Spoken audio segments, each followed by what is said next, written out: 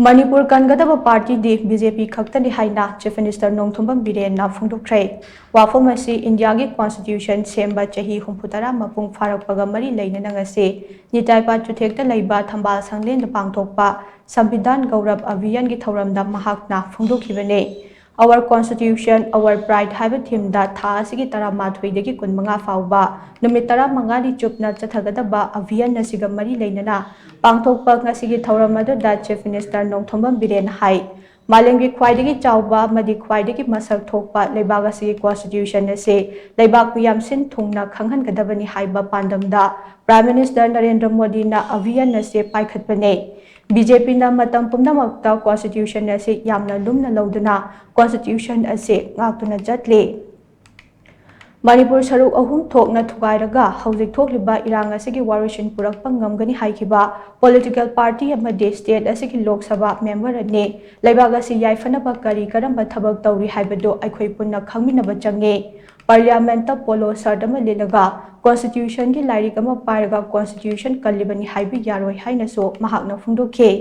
chief minister ना मखाताना high अखोइगी फुरुब असे मालेमगी अतै अतोपा फुरुब सिंगा लंबा तौनबदा थोइना चांग तादबा फुरुब अमने अखोइगी खुनाय असेदा अमना अमा चिंथानबगी फिबम अमा लैरिबा असे थादोकलबदे अखोइ यामना मांगजल थाबा फुरुब अमा ओइबा ngamgane महांगना पॉलिटिक्स दा खोंगदारक्लिबा असे लानाइगी लनथुम पैसिनबा अमदे लानाइ नुंगाइनबा नते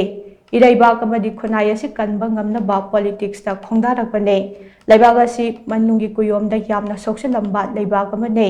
सोक्सिलंबा सिंग अदु सेमजिनबा होनबदा अखोइना चाइना खरा फंगबने मसिदा अखोइ निंगहनबा तौगुमसे अतोपा सिंगना कलकपदगी हाइरकपा वासिंग तादना अखोइना पांगथोकदबा थबकसिंग निंगथिना पांगथोकसे इरमदम असी कनगदबा पार्टी दी बीजेपी खक्ता ओइबा मरमना अखोइ पार्टी असी पांगल कलहनबा होनबा मथौ ताइ अखोइ सोंथबा यादे अखोइ लिंगजल मानबा चंगी हाइना चीफ मिनिस्टर एन बिरेनना मखताखि अइदी मणिपुर कनगिनी मणिपुर नाखिनी ngasai so haigi moi adagi senior sing lai aino ai manipur kai bai du ai ngak kak khar matung da goi ga da a khoi le ngi di woi sum bai bu ai haigi ba du yam sonde na khoi so ai sonde nung sik kan no hum ko matam da khang thai ba laiba kan bu son ya bo praja kan bu son ya bo khoi akhoi da sonde di ban mi da laiba kai gi ni अखोइने unity लेदो लेबा काइगिनी अदुना अखोइ सोंदबा यादे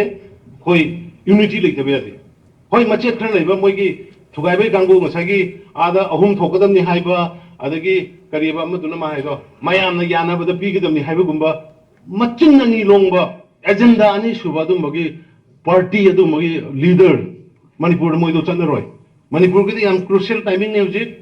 कोइ चम अनरले मिनु बताइ कार्यकर्ता Singh Bharatiya Janata party लेथरदी Manipur काय गिनिको सेक्शन जो आई गिनी मसे I have given you I repeatedly मैं हमने वार्निंग तौखरम भारतीय जनता पार्टी नतना मणिपुर कलोय को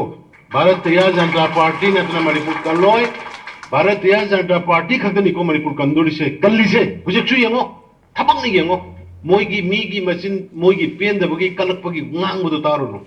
थपक नि यंगो honourable prime minister Modi ji ना Honorable Union Home Minister Amit Shah ji na taurai ba thabak sida yengo si na tana koi Manipur kan manga moi aduna Manipur kan na bui dong tani koi na politics taurai sidi थौरम अदुगा मरी लेनना BJP Manipur प्रदेश की president ए Sardana high संविधान गौरव अभियान असे prime minister Narendra Modi ना यामना लुमना लौबा अभियान नमने constitution की कांगलोन थुगाइनब होनखिबा party सिंगना हौजिक constitution इकाई खुमनब सारिबा असे मियामदा खंगहनबा मथौ ताइ इंडिया की कॉन्स्टिट्यूशन थुगाइरंबा अमदे इंडिया थुगाइरंबा सिंग असे मखोइनि हाइबसे लेबाक मियामना खंगबा चंगे नॉर्थ ईस्ट रीजन असे चौखत माइकैदा पुरकनब होनखिबा इहान हानबा पार्टी असे बीजेपी ने अटल बिहारी वाजपेयी ना प्राइम मिनिस्टर ओइबा मतमदा नॉर्थ ईस्ट रीजन असे अतोप स्टेट सिंगा थोंग मानना चटमिननबा चौखतपा रीजन अमा ओइनबा डोनर मिनिस्ट्री लिंखतखिबने ngasina amuk atal bihari Vajpayee na yatlamba lambi aduda prime minister narendra modi na khong thangduna region asi chawkhat maikai da puraknaba angamba thakta hotnari haita mahakna makhata khi constitution haibase समाज से मा भारत के राज्य से चलनबा ꯑꯩꯈꯣꯏꯒꯤ ꯆꯠꯅ ꯀꯥꯡꯂꯣꯟ ꯑꯩꯈꯣꯏꯒꯤ ꯄꯨꯟꯁꯤꯗ ꯑꯩꯈꯣꯏꯅ ꯇꯠꯅ ꯊꯥꯅ ꯌꯥꯗ꯭ꯔꯕ ꯑꯗꯨꯒꯨꯝꯕ ꯀꯟꯁꯇꯤꯇ꯭ꯌꯨꯁꯟ ꯑꯗꯣ ꯃꯗꯨꯅꯦꯕ ꯑꯩꯈꯣꯏꯅ ꯉꯁꯤ ꯏꯀꯥꯏ ꯈꯨꯝꯅꯕ ꯎꯠꯂꯤꯕꯁꯦ ꯑꯗꯨꯒꯨꯝꯕ ꯗꯥꯛꯇꯔ ꯚꯤꯝꯔꯥꯎ ꯑꯝꯕꯦꯗꯀꯔꯅ ꯊꯝꯕꯤꯔꯝꯕ ꯑꯗꯨꯒꯨꯝꯕ ꯃꯍꯥꯛ ꯀꯅꯥꯅꯣ ꯍꯥꯏꯔꯒꯗꯤ ꯃꯍꯥꯛ ꯁꯣꯊꯕ ꯖꯥꯇꯤꯁꯤꯡꯕꯨ ꯄꯨꯈꯠꯅꯕ ꯍꯣꯠꯅꯕ ꯌꯥꯝꯅ ꯇꯣꯞ ꯇꯣꯞꯄ ꯒꯨꯟ ꯃꯌꯥꯝ ꯑꯃ ꯆꯦꯟꯕ ꯑꯐꯕ ꯄꯣꯂꯤꯇꯤꯁꯤꯌꯟ ꯑꯗꯨꯒ ꯁꯣꯁꯤꯌꯦꯜ ꯔꯤꯐꯣꯔꯃꯔ ꯑꯃꯅꯤ ꯍꯥꯏꯕꯁꯦ ꯑꯩꯈꯣꯏꯅ ꯆꯍꯤ ꯈꯨꯗꯤꯡꯒꯤ ꯃꯥꯕꯨ ꯅꯤꯡꯁꯤꯡꯕ ꯃꯇꯝꯗ ꯑꯩꯈꯣꯏꯅ ꯅꯤꯡꯁꯤꯡꯉꯤ ꯑꯗꯨꯒꯨꯝꯕ ꯁꯣꯁꯤꯌꯦꯜ ꯔꯤꯐꯣꯔꯃꯔ ꯑꯁꯦ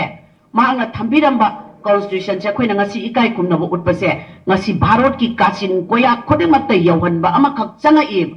ꯀꯩꯒꯤꯅꯣ ꯍꯥꯏꯔꯒꯗꯤ ꯃꯣꯏꯅ ꯑꯔꯥꯟꯕ ꯄ꯭ꯔꯆꯥꯔ ꯑꯃꯈꯛ ꯇꯧꯔꯤꯕ ꯚꯥꯔꯇꯤꯌ ꯖꯅꯇꯥ ꯄꯥꯔꯇꯤꯅ ꯌꯥꯝꯅ ꯂꯥꯟꯅ ꯇꯧꯕꯒꯨꯝꯅ ꯎꯍꯟꯕꯁꯦ ꯃꯁꯤ ꯑꯩꯈꯣꯏ ꯚꯥꯔꯇꯤꯌ ꯖꯅꯇꯥ ꯄꯥꯔꯇꯤꯒꯤ ꯀꯥꯔꯌꯀꯔꯇꯥꯅ ꯑꯩꯈꯣꯏꯒꯤ ꯁꯔꯀꯥꯔꯒꯤ ꯑꯗꯨꯒꯨꯝꯕ ꯄ꯭ꯔꯥꯏꯝ ꯃꯤꯅꯤꯁꯇꯔꯅ ꯄꯥꯏꯈꯠꯂꯛꯏꯕ ꯄꯥꯔꯇꯤꯅ ꯄꯥꯏꯈꯠꯂꯤꯕ ꯊꯕꯛꯁꯤꯡꯁꯦ ꯑꯔꯥꯟꯕ ꯅꯠꯇꯦ ꯑꯗꯨꯒꯨꯝꯕ ꯚꯥꯔꯠ ꯑꯁꯦ ꯌꯥꯝꯅ ꯃꯇꯤꯛ ꯃꯊꯧꯅꯥ ꯂꯩꯕ ꯌꯥꯝꯅ ꯑꯐꯕ ꯆꯠꯅ ꯀꯥꯡꯂꯣꯟ inba discipline leba adugumba country amane habise utnanabagidamaktane